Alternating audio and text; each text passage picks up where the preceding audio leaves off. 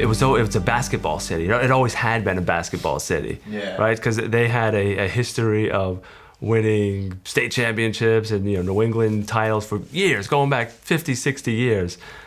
Football was kind of always an afterthought. Even to the 50s and 60s, Fall River was known as a basketball city. Football players really weren't a known commodity in Fall River. A group of basketball players that were about 5 years older than us had won back-to-back state championships. My cousin was one of the star players on that team, and another, one of our other good friends, Chris Herron, who we graduated with, his brother was on that team. So we followed them. We went to all their games. We watched what they were doing, and they were like gods, not only to us, but in the city. They could do whatever they wanted everywhere they went. People knew who they were and were shaking their hands and, giving them free meals. And so they were in, front page of the paper all the time. So to see someone like Mark kind of, rise through the ranks and to get recruited playing football is pretty unique. Mark never scored a touchdown in his career. He didn't play the sexy position. I always said Mark was the best story nobody knew about.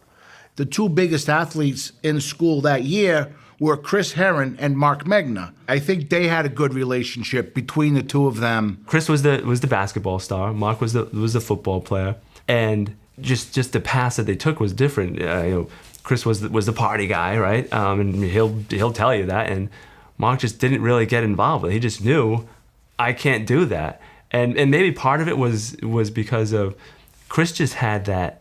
If you went to a high school basketball game and saw him, he was so out of those kids' leagues, like just that raw talent. He would probably have 3 or 4 turnovers a game when it was just, he'd throw a pass, it would hit a kid off the head. Like they just weren't at that level, right? And Mark knew he was Mark had to work at it, right? It was a process. He had to work through it. And Chris practiced and worked hard, but he was at that age, at that level, it wasn't even close. He could put a ball down for a month and come back and still, score 25 points in a game. Mark wasn't like that. He had to work for everything he's got. Everything. He grew up on Stetson Street. His mother worked 2-3 jobs. And she was a single mom. He literally had to work for everything he had.